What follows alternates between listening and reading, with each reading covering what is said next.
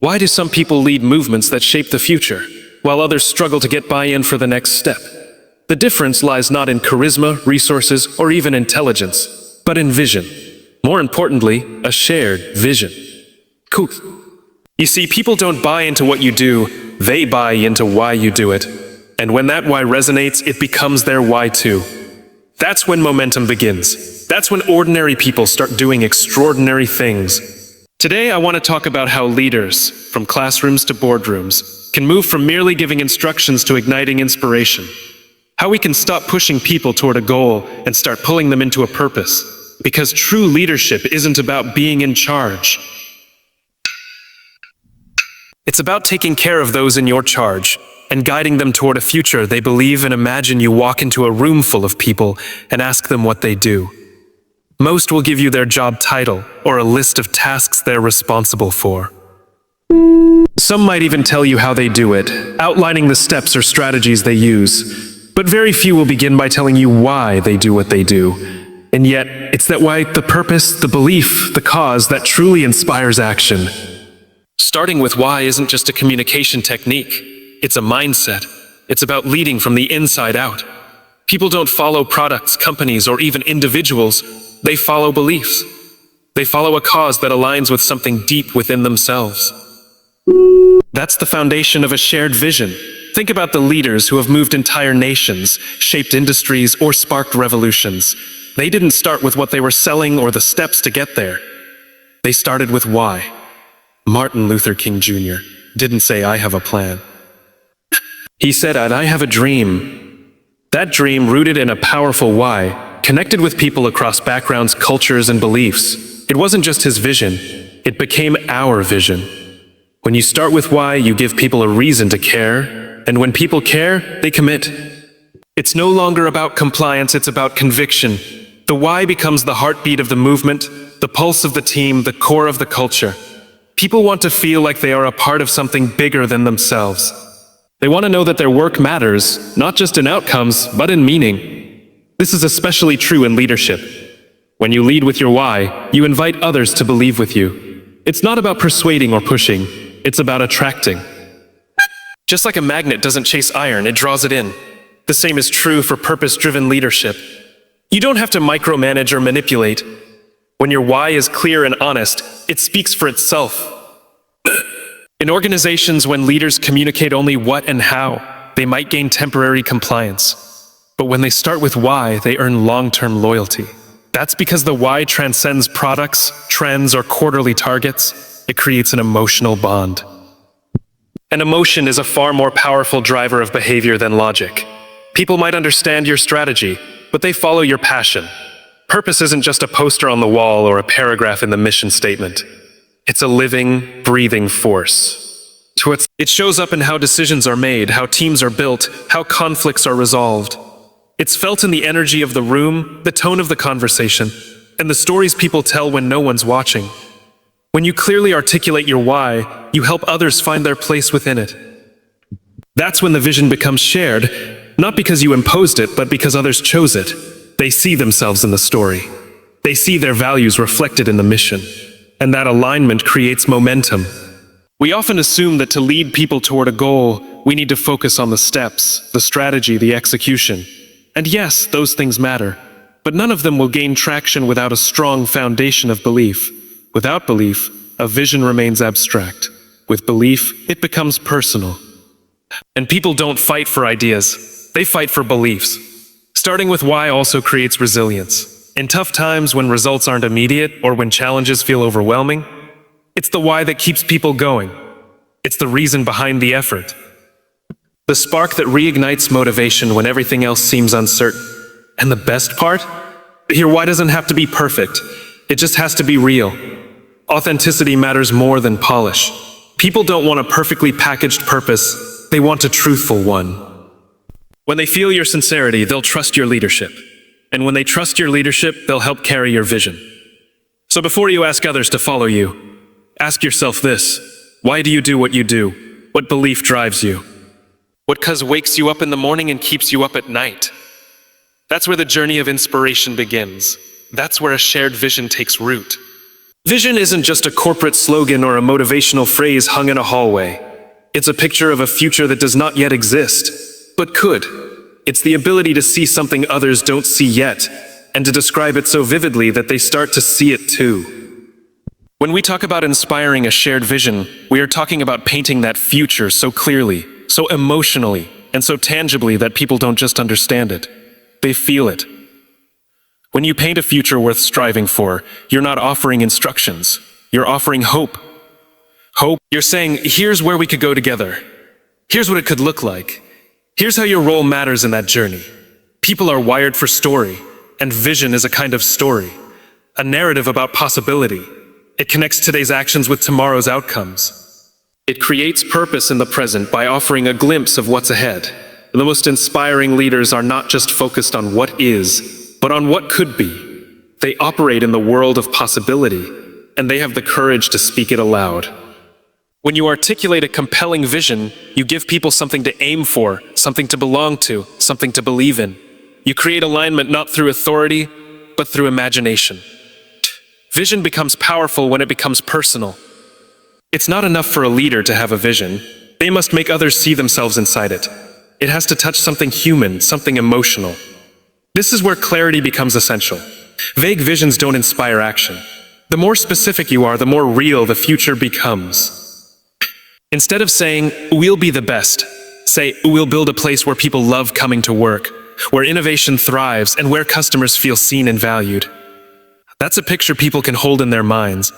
That's a picture they can run toward. People need to see the better future not as a fantasy, but as a possibility. And the way you present it makes all the difference. Use language that paints the scene. Describe what success will look like, sound like, and feel like. Make it visual. Make it emotional. Help people experience it in their imagination long before it becomes reality.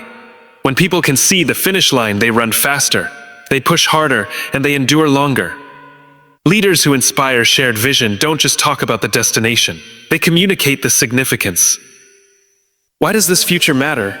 Why is it worth our energy, our time, our effort? They connect the vision to deeply held values. They show how it reflects who we are and who we aspire to be. That emotional bridge is what transforms a vision from a statement into a calling.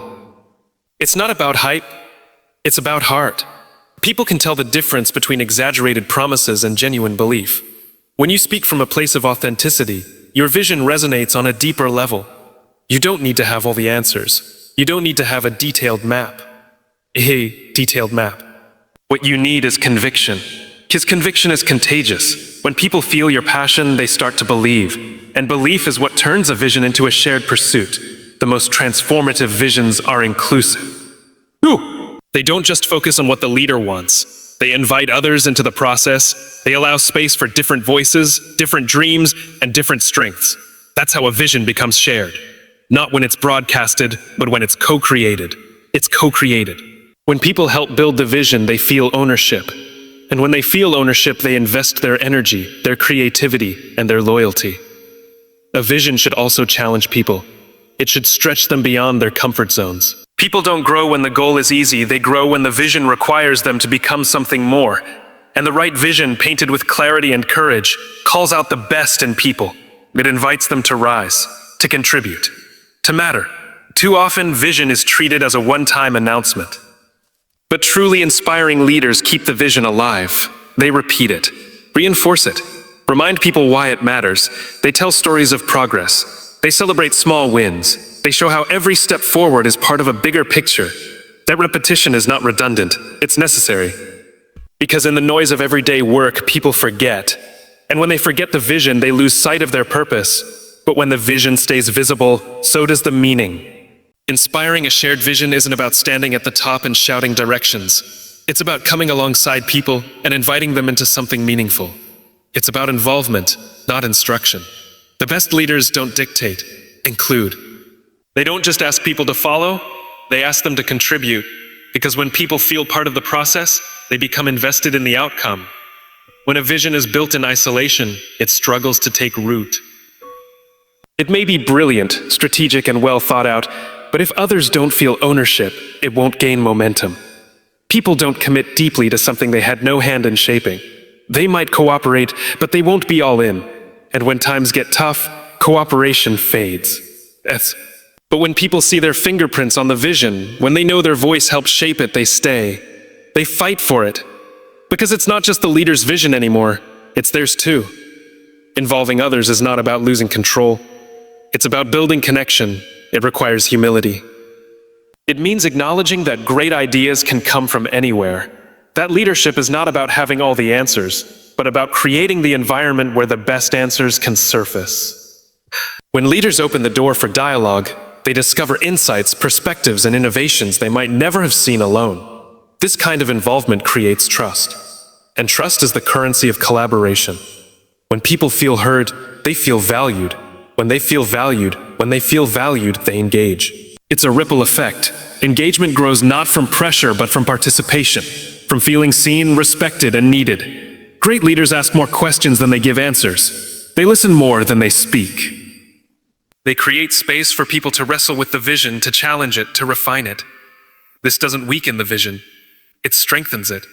Because a shared vision that has been tested, discussed, and sharpened by diverse voices becomes more durable. It gains layers of meaning. It reflects not just one person's dream, but the collective heartbeat of a group. It's also important to recognize that not everyone will see the vision right away. That's okay. That's normal. People adopt vision at different paces. Some will jump in quickly, while others will need more time. More clarity, more dialogue. That's why involving others isn't a one-time event. It's an ongoing posture. It's staying open, staying curious, keeping the invitation on the table. One powerful way to involve others is through storytelling. Invite people to share their why. Ask them what this vision means to them, what excites them, what worries them, what role they see themselves playing. These stories create bridges. They reveal connections between personal purpose and collective goals. They help people realize they're not alone, that others believe in this too. Another way to involve others is by giving them ownership of specific pieces of the vision. Let them lead a part of it. Let them run with an idea, take initiative, make decisions. When people are trusted with real responsibility, they rise to the occasion. They move from being followers to being leaders within the vision. That's when the magic happens, when leadership is multiplied, not just maintained. Creating a culture of contribution also means celebrating input, not just the end result, but the process of participation. Highlight the people who stepped up, spoke out, brought new ideas. Show that involvement isn't just welcomed, it's essential. That it's not a favor to the leader, but the foundation of the mission. Involvement also means navigating disagreement with grace. When people truly care, they won't always agree. And that's a good thing. Healthy conflict, when handled well, refines vision rather than divides it. It forces deeper thinking. It exposes blind spots. It ensures that the path forward is inclusive, not just convenient. Ultimately, involving others in a shared vision creates a sense of belonging. People stop seeing themselves as passengers and start seeing themselves as drivers.